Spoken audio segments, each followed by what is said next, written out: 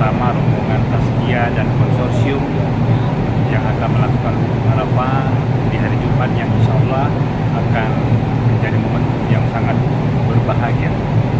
Saya Dr. Yudi selalu ingin menyampaikan kepada seluruh jamaah agar pertama memperhatikan kesehatan di saat cuaca ekstrim.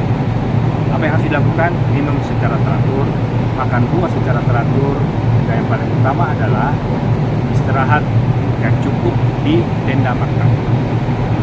Yang lain adalah kita harus berpikir positif dan yang paling utama selalu bersyukur atas nikmat yang Allah berikan. Terima kasih banyak. Assalamualaikum warahmatullahi wabarakatuh. Mantap.